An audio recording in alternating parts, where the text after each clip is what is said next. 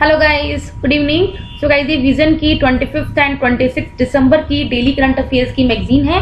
तो चलिए हम आज की फर्स्ट न्यूज के साथ स्टार्ट करते हैं। Zero liquid discharge, centre looks to balance industry environment needs. तो गाइस, अभी तक आपको समझ में आ गया होगा कि ये न्यूज किस सेक्शन के अंडर कवर होगी।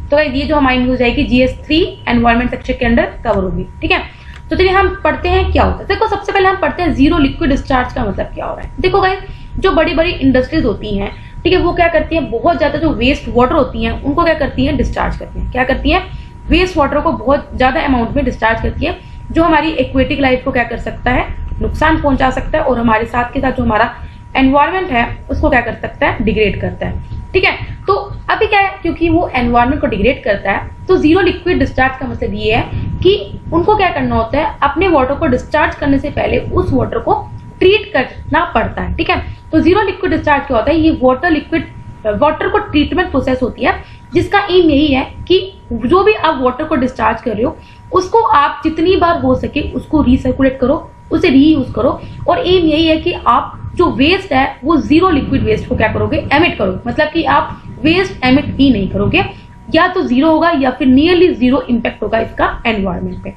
अब ऑफ कोर्स आप वेस्ट वाटर को क्या करोगे, ट्रीट करोगे। अब उस वेस्ट वाटर को आप ट्रीट क्यों करोगे, क्योंकि इसमें काफी तरह के डिफरेंट हार्मफुल केमिकल्स होंगे, ऑर्गेनिक लोड होंगे। तो वो जीरो लिक्विड डिस्चार्ज आप कैसे भी कर सकते हो, फिजिकल, केमिकल ट्रीटमेंट, या फिर जो बायोलॉजिकल सिस्टम है, ये सब करके आप क्या कर सकते हो, जो हार्मफुल केमिकल्स जो हमारे एनवायरमेंट के लिए हार्मफुल है उनको क्या कर सकते हो, रिमूव कर सकते हो। ठीक है, ये बोला है जो ट्रीटेड इन्फ्लुएंट्स है they can be subjected for concentration like adoption of reverse osmosis and nanofiltration methods and evaporation। देखो गाइस, वेस्ट वाटर को ट्रीट करने के लिए देयर आर वेरियस प्रोसेसेस। तो जो रिवर्स ऑस्मोसिस होगी, नैनो फिल्ट्रेशन मेथड होके, ये these are the part of that process. ठीक है, लाइक आप बोलते हो कि मैं घर में आरओ का वाटर पी रहा हूँ या फिल्टर्ड वाटर पी रहा हूँ, तो ये जो आरओ है, क्या जो आपने फिल्टर लगा रखा है वो आरओ ही है, उसे हम रिवर्स ऑस्मोसिस ही बोलते हैं। जो प्रोसेस उस फिल्टर में होती है वो कौन सी होती है, रिवर्स ऑस्मोसिस प्रोसेस होती है। ठीक है, अभी एक सेंटर ने क्या बोला, देखो हम क्या चाहते हैं गाइस, हम ये भी चाहते हैं, हम अपनी इकोनॉमी भी ग्रोथ करना चाहते हैं, हम इकोनॉमी भी ग्रोथ करना चाहते हैं। ठीक है, अब इकोनॉमी ग्रोथ करने के लिए हमें क्या चाहिए, अपना इंफ्रास्ट्रक्चर चाहिए। ठीक है, हमें क्या चाहिए, अपनी टेक्नोलॉजी चाहिए, एडवांस टेक्नोलॉजी चाहिए। ठीक है, लेकिन कुछ एमर्जिंग टेक्नोलॉजीज ऐसी हैं जो कहीं ना कहीं हमारे एनवायरमेंट को क्या कर सकती हैं, डिग्रेड कर सकती हैं। तो अभी हम क्या चाह रहे हैं कि हम दोनों तरफ अपना मतलब कि बैलेंस बना के चले, मतलब कि सस्टेनेबल वे में हम क्या कर सके, प्रोग्रेस कर सके। जो गाइस, तो सेंटर ने क्या किया है, कुछ वेरियस ऑप्शंस एग्जामिन किए कि किस तरह से हम जो कंट्री की जीरो लिक्विड डिस्चार्ज पॉलिसी को बना सकते हैं और ये इंश्योर कर सकते हैं। जैसे जो इमर्जिंग सेक्टर है, जैसे सेमीकंडक्टर का सेक्टर हो गया, इसकी वजह से क्या हुआ, मतलब कि एक तो ना हमारे एनवायरमेंट पे इफेक्ट पड़े, और एनवायरमेंट को प्रोटेक्ट करने के चक्कर में हम जो हमारी इमर्जिंग टेक्नोलॉजीज हैं उनको भी हम हैम्पर ना करें। मतलब आप समझ के कि जो इमर्जिंग टेक्नोलॉजीज हैं उसकी वजह से भी हमारा एनवायरमेंट हैम्पर ना हो, या फिर एनवायरमेंट की वजह से हम अपनी टेक्नोलॉजीज को भी हैम्पर ना करें। ठीक है, तो सेंटर ने कुछ ऑप्शंस को एग्जामिन किया कि क्या ऑप्शंस हो सकते हैं जो इसके लिए बेस्ट हो सकते हैं। ठीक है, तो सबसे आपसे ये भी पूछ सकते हैं कि जीरो लिक्विड डिस्चार्ज को इंट्रोड्यूस किसने किया। देखो guys, CPCB that is the central pollution control board, इसने 2015 में ये इंट्रोड्यूस किया था उन इंडस्ट्रीज के लिए जो बहुत ज्यादा पोल्यूशन क्रिएट करती थी, पोल्यूटेड करती थी। ठीक है, अब जिन इंडस्ट्रीज को आइडेंटिफाई किया उनको प्रोहिबिटेड किया कि आप अपने वेस्ट वाटर को डिस्चार्ज नहीं कर सकते जब तक आप उसे ट्रीट नहीं कर लेते। ठीक है, और मैंडेट किया, कंपल्सरी किया कि आपको अपने वाटर को ट्रीट करना ही है। अब वो आप ट्रीट करो, रीयूज करो, रिसाइकिल करो बिफोर इट्स एमिशन। ठीक है, अब बेनिफिट्स क्या है, ये आप सबको पता ही होगा बेनिफिट्स क्या होंगे। सबसे पहले क्या, वेस्ट वाटर डिस्चार्ज मिनिमाइज होगा, वाटर की रिकवरी मैक्सिमाइज होगी, हम वैल्यूएबल प्रोडक्ट बना सकते हैं जो हम सेल पर्पस के लिए यूज कर सकते हैं। एनवायरमेंटल रिलेटेड जितने भी इश्यूज हैं हम उन्हें क्या कर सकते हैं, रिमूव कर सकते हैं। और जो हमारा रिडक्शन है, मतलब कि डिपेंडेंस है हमारी लोकल वाटर सोर्स पे, उसे हम क्या कर सकते हैं, रिड्यूस कर सकते हैं। ठीक है, तो आई होप आपको ये सब समझ में आया होगा। अब हम बढ़ते हैं अपनी नेक्स्ट न्यूज पे। एक सेकेंड, नेक्स्ट न्यूज है हमारी ministry of electronics and IT to implement artificial intelligence mission. ठीक है, तो गाइस अभी कौन इंप्लीमेंट करने वाला है ये आपको पता होना चाहिए, कौन सी ministry, that is the electronics and IT क्या करने वाली है, आर्टिफिशियल इंटेलिजेंस मिशन को इंप्लीमेंट करने वाली। गाइस अगेन ये जो न्यूज हमारी है साइंस एंड टेक्नोलॉजी सेक्शन में कवर होगी अंडर GS3। तो गाइस अभी क्या है, 2018 के बजट में एक 5 साल का प्रोग्राम अनाउंस किया गया था किस पे, आर्टिफिशियल इंटेलिजेंस मिशन, ठीक है, लेकिन अभी तक उसे इम्प्लीमेंट नहीं किया है। उस वक्त नीति आयोग ने मैंडेट किया था कि हम एक national programme on artificial intelligence को एस्टेब्लिश करेंगे ताकि जो भी न्यू एंड इमर्जिंग टेक्नोलॉजीज हैं उन पे हम अच्छे से गाइड कर सके या उस टेक्नोलॉजी पे हम अपनी रिसर्च एंड डेवलपमेंट को क्या कर सके, बूस्ट कर सके। लेकिन उसके बाद क्या हुआ, अभी फिलहाल अभी ministry of electronics and IT ने बोला है कि अभी वो बस आर्टिफिशियल इंटेलिजेंस मिशन स्टार्ट करने ही वाली है, जिसकी वजह से क्या होगा, अब इस मिशन से क्या बेनिफिट मिलेगा, जो काफी टाइम से जो प्रोजेक्ट्स हैं, ठीक है, जो प्रेस्टिजियस प्रोजेक्ट्स हैं जो हमारे रुके हुए हैं, ठीक है, अब वो हम क्या कर सकते हैं, इम्प्लीमेंट कर सकते हैं, और जो इश्यूज हैं, ठीक है, एडमिनिस्ट्रेशन के इश्यूज हैं, उनको भी हम क्या कर सकते हैं, एड्रेस कर सकते हैं। अब इसको इम्प्लीमेंट करने में जो हेल्प करेगा वो कौन है, नीति आयोग। नई नीति आयोग करेगा आर्टिफिशियल इंटेलिजेंस मिशन को इम्प्लीमेंट करने में प्लानिंग और सपोर्ट एज अ हेल्प करेगा, ठीक है। मेन फोकस क्या होगा इस मिशन का, किस तरह से हम अपनी कंट्री की जो आर्टिफिशियल इंटेलिजेंस कैपेबिलिटीज है उनको डेवलप करें, और साथ में जो कटिंग एज टेक्नोलॉजीज का मतलब क्या है, जो एमर्जिंग टेक्नोलॉजीज है उनको हम किस तरह से डेवलप कर सके ताकि आर्टिफिशियल इंटेलिजेंस के फील्ड में हम अपने इंडिया को क्या बना सके, वर्ल्ड लीडर बना सके। इसमें क्या, जो प्रीमियर इंस्टीट्यूट्स मतलब कि जो बहुत रेप्यूटेड इंस्टीट्यूट्स हैं हमारे इंडिया के, जो टॉप इंस्टीट्यूट्स हैं, IITs, उनको इन्वॉल्व किया जाएगा रिसर्च में। साथ में कुछ इंडस्ट्रीज को भी हम इन्वॉल्व करेंगे जो इनको इम्प्लीमेंट करेंगे, ठीक है। इसके अलावा गवर्नमेंट ऑलरेडी कुछ several centres of intelligence excellence centre जो कि आर्टिफिशियल इंटेलिजेंस में उनको रन कर रही है, ठीक है, जैसे फिनटेक हो गया, एग्रीटेक हो गया, इन सब सेंटर्स को क्या कर रही है, रन कर रही है, जिसको इस मिशन के अंदर क्या किया जाएगा, सब्सम किया जाएगा या फिर इन्वॉल्व किया जाएगा। आर्टिफिशियल इंटेलिजेंस होता क्या है, आप सबको पता होता है, मतलब कि आप एक कंप्यूटर के ह्यूमन की इंटेलिजेंस प्रोवाइड करते हो, ठीक है। It is the ability of machines to perform cognitive task, मतलब जो ह्यूमन टास्क करता है वो टास्क वो मशीन करेगी, जैसे thinking, perceiving, learning, problem solving and decision making. अभी क्या, क्योंकि एडवांस हो रहा है data collection, processing, computation power, तो आर्टिफिशियल बेस्ड जो टेक्नोलॉजीज हैं वो हमारी गवर्नेंस को इम्प्रूव कर सकती हैं and it can improve various processes in various department, ठीक है। तो गाइस आई होप आप सबको क्या आ रहा होगा, समझ में आ रहा होगा, ठीक है। Gujarat to host India first lithium refinery, ठीक है, इंडिया की फर्स्ट लिथियम रिफाइनरी कौन होस्ट करने वाला है, गुजरात, ठीक है। तो गाइस ये जो न्यूज है हमारी GS3 में ही कवर होगी, किसमें, वो भी साइंस एंड टेक्नोलॉजी सेक्शन में, ठीक है। तो हम पढ़ लेते हैं एक सेकेंड।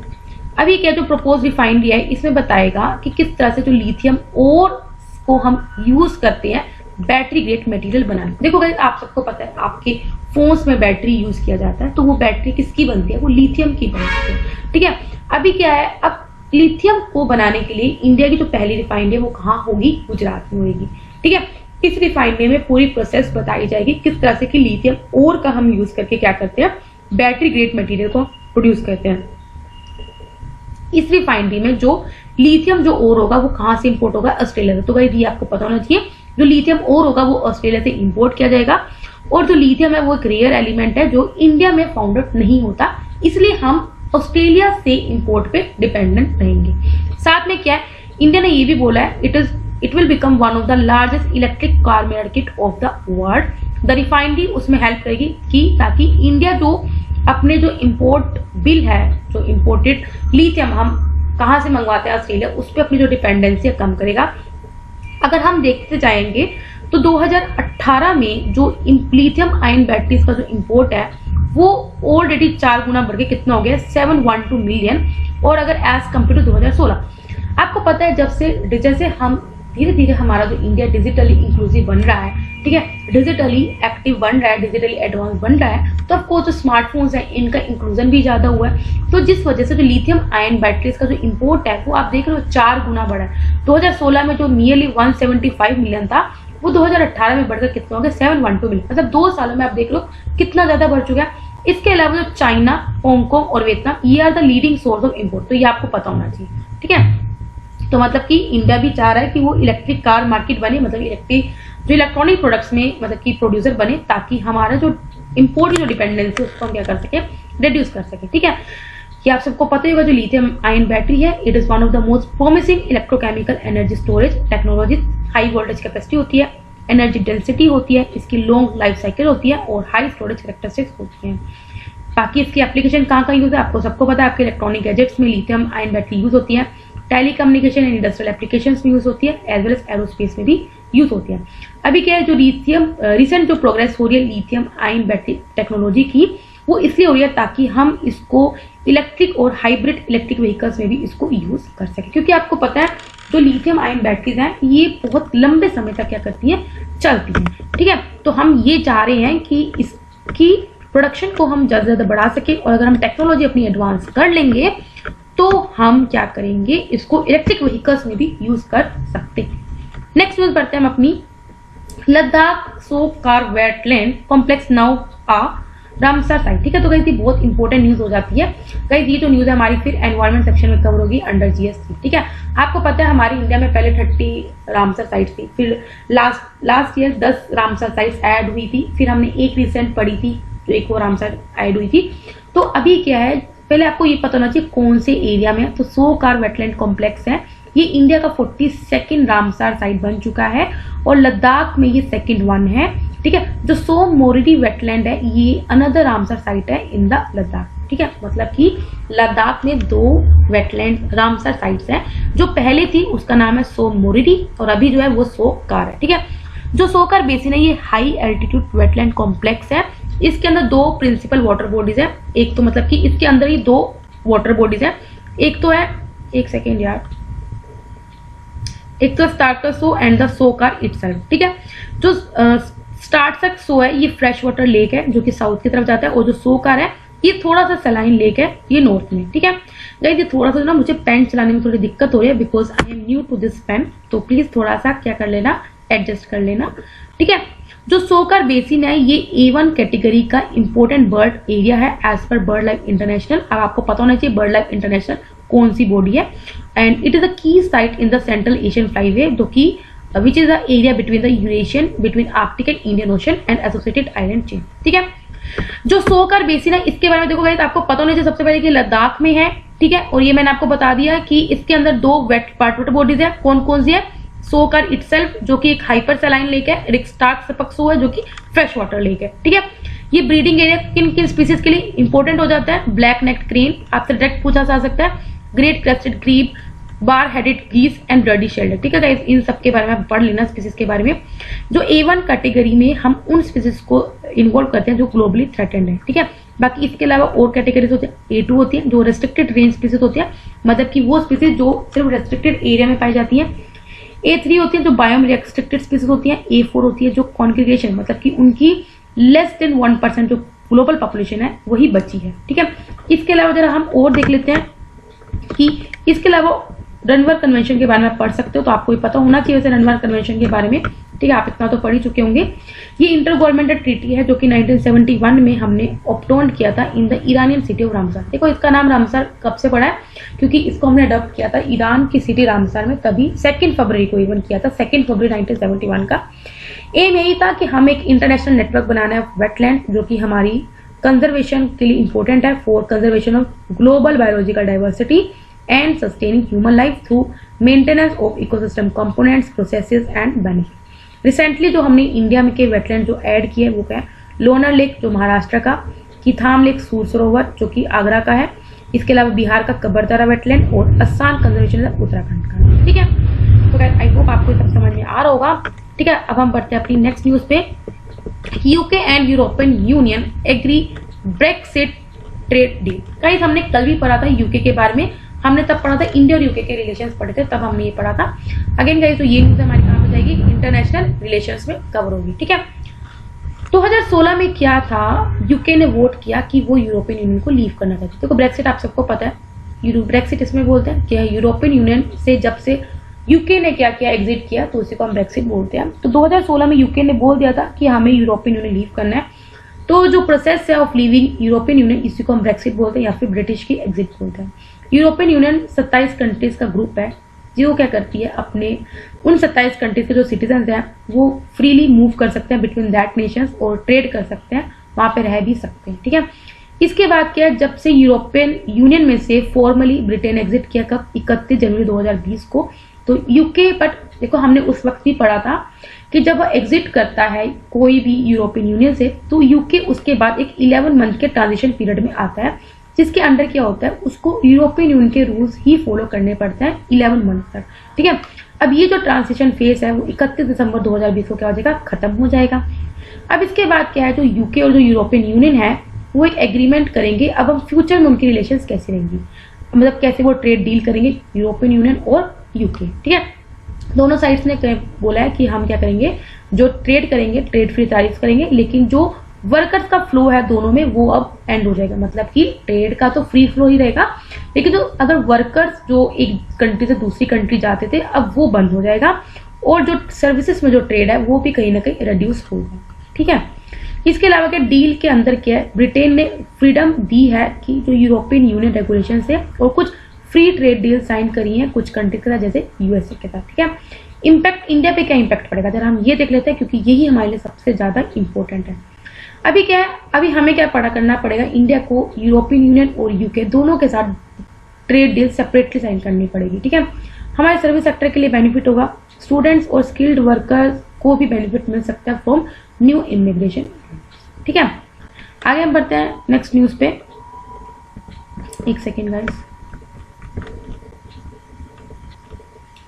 Zero coupon bonds. ठीक है, जीरो कूपन बोन्ड्स क्या होते हैं जब हम ये देखते हैं। ठीक है, देखो गाइस, जीरो कूपन बोन्ड्स कुछ इस तरह के बोन्ड्स होते हैं, आप सबको पता है बोन्ड्स हमको इशू करती है अगर किसी कंपनी को अगर पैसा चाहिए तो वो बोन्ड्स इशू कर देते हैं। ठीक है, तो जीरो कूपन बोन्ड्स क्या होते हैं, ये डिस्काउंटेड रेट पे इशू करते हैं और फेस वैल्यू के अकॉर्डिंग इसको रिडीम किया जाता है। इस पे कोई भी इंटरेस्ट पेमेंट नहीं होता, तो मतलब कि इसी को हम क्या बोलते हैं, जीरो कूपन, मतलब कि उस पर आपको कुछ भी इंटरेस्ट नहीं मिलेगा। ठीक है, अभी सेंटर ने क्या किया, 5,500 करोड़ के जो जीरो कूपन बॉन्ड को इशू किया, ताकि जो पंजाब एंड सिंध बैंक, ये अर्बन कोऑपरेटिव बैंक है जिसको रिकैपिटलाइज करना पड़े।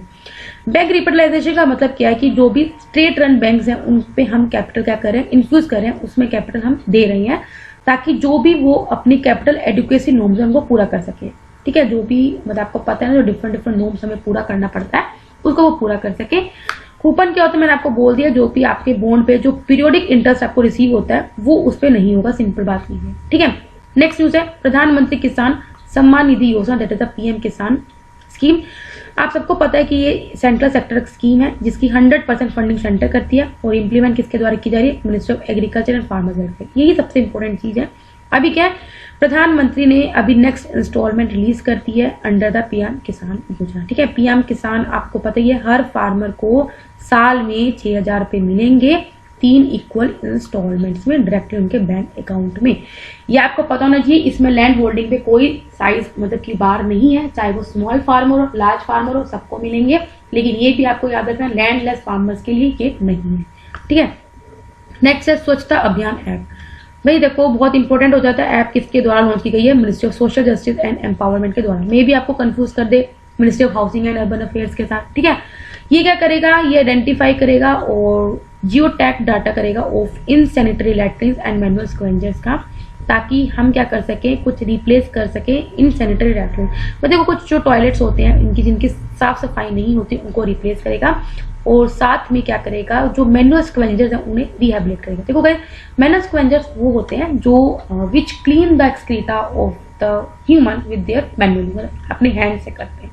ठीक है, अभी 2011 के सेंसस के अकॉर्डिंग देखा जाए हमारी कंट्री में 26 लाख इन सैनिटरी लैट्रिन्स हैं, मतलब कितने टॉयलेट्स हैं जिनके पे साफ सफाई ही नहीं होती, और उनकी एग्जिस्टेंस ही is the main reason for manual scavenging. ठीक है, ऑलरेडी 2013 में prohibition of employment of manual scavenger and the rehabilitation act आया था, जो मैंडेट करता है कि इसके अंदर क्या हम ऐसी जो टॉयलेट्स हैं उनको क्या करेंगे, सर्वे करेंगे और उन टॉयलेट्स को हम क्या करेंगे, डिमोलिश करेंगे, मतलब कि उनको गिरा देंगे और नए लैट्रिन्स को आप कंस्ट्रक्ट करोगे। We will construction of new sanitary latrines in the place. ठीक है, नेक्स्ट यूज है डिजीबॉक्स। पहले भी हमने पढ़ा हुआ डिजीबॉक्स है क्या, ये इंडिया का first digital asset management platform है।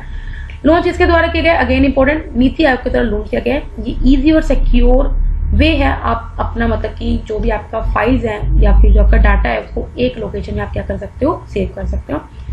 ये डिजिटल फाइल स्टोरेज, शेयरिंग और management software as a service product है, जो आपको स्टोरेज ऑप्शन प्रोवाइड करेगा for businesses as well as individual user. ठीक है, देखो ये एक तरह का Google drive, drop box, Microsoft one drive, इनका एज एन अल्टरनेटिव क्या करेगा, काम करेगा।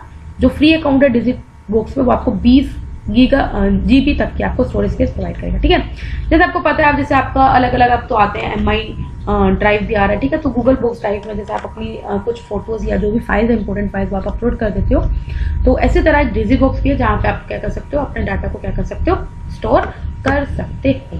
ठीक है, नेक्स्ट बढ़ते हैं हम अपनी इलेक्ट्रॉनिक ह्यूमन रिसोर्स मैनेजमेंट। एक second, electronic human resource management system. ठीक है, तो अभी क्या है electronic human resource management system? ये department of personnel and training के द्वारा इंट्रोड्यूस किया गया ताकि हम क्या कर सके, डिजिटली वर्किंग एनवायरनमेंट को क्या कर सके, इजी बना सके और ह्यूमन रिसोर्स सर्विसेज को इजी बना सके फॉर गवर्नमेंट एम्प्लॉयज। ठीक है, इस प्लेटफॉर्म के थ्रू हम क्या कर सकते हैं, जो गवर्नमेंट एम्प्लॉयज हैं they can assess their service related information. इसके कुछ एडवांटेजेस हैं, जैसे डैशबोर्ड प्रोवाइड करेगा फॉर एम्प्लॉय एंड मैनेजमेंट, कुछ सर्विस रिकॉर्ड्स को अपडेट कर देगा, ई गवर्नेंस प्रोवाइड करेगा इन ऑफिस प्रोसीजर्स, मतलब कि जो आपका पेपर वर्क है उसको रिड्यूस कर देगा, फाइल में वही बात होगी, फाइल मूवमेंट को रिड्यूस करेगा, फास्टर सर्विस डिलीवरी करेगा and it will assist in decision making. ठीक है, नेक्स्ट है Chandrayaan 2 mission initial data release. आपको पता है चंद्रयान 2 का मिशन जो हमारा फेल हो गया था, लेकिन कुछ जो इनिशियल डाटा है वो रिलीज किया गया। जो फर्स्ट सेट ऑफ डाटा है चंद्रयान 2 मिशन का, वो डिफरेंट मतलब रिलीज किया गया वो ताकि हम पब्लिक यूज कर सके थ्रू द प्रधान पोर्टल, जो कि होस्ट किया गया है by Indian space science data centre. ठीक है, तो ये जो Indian space science data centre है, ये nodal centre of planetary data archive for planetary mission of ISRO. देखो, इसरो के जितने भी मिशन है ना, उसका जो भी डाटा है वो कौन रिसीव करता है, वो यही ISDC ही करता है, that is the Indian space science data centre. ठीक है, चंद्रयान 2 इंडिया का सेकंड मिशन था मून पे, जो कि जुलाई 2019 में लॉन्च किया गया था। इसमें आपको पता है कि हमने लूनर ऑर्बिट ऑब्जेक्ट किया था, सॉरी ऑर्बिटर को हमने ऑब्जेक्ट किया था लूनर ऑर्बिट पे इन सितंबर 2019, जिसमें 8 एक्सपेरिमेंट कैरी किया था ताकि हम एड्रेस कर सके कुछ क्वेश्चंस को जो कि मून के ऊपर था। चंद्रयान 2 जो मिशन था वो इंडिया का फर्स्ट अटेम्प्ट था कि हम लूनर सरफेस पे लैंड कर सके। ठीक है, ये आपको पता ही होगा। कैस्पियन सी, अभी हमने कल एक और आइलैंड पढ़ा था, ठीक है, जिसको अभी चाइना कैप्चर करना चाह रहा है। ठीक है, रिसेंट स्टडी के अकॉर्डिंग अभी by the end of century जो कैस्पियन सी है वो कहीं ना कहीं जो अपना जो साइज है उसमें से 25% वो श्रिंक हो जाएगा और 9 से 18 मीटर लोअर हो जाएगा, मतलब आप समझ रहे हो। ठीक है, कैस्पियन सी 5 कंट्री से बॉर्डर करता है, जो कि बहुत इंपॉर्टेंट है, और यहाँ पे काफी जो रिवर्स हैं वो डिस्चार्ज करती हैं। जो कैस्पियन सी वाटर है वो आइसोलेटेड है, जो इसका सरफेस है it's already around 28 metres below the global ocean. Largest lake है ये, सी नहीं है एक्चुअल में, लार्जेस्ट लेक है हमारे वर्ल्ड में। ठीक है, last news that is the Androth island. अभी क्या है, जो इंडियन जो एंड्रोड आइलैंड है वो है क्या, पहली बात बताऊँ, लक्षद्वीप का ये लार्जेस्ट आइलैंड। ठीक है, तो आपको डायरेक्ट पता होना चाहिए कि आइलैंड कहाँ पे, लक्षद्वीप में।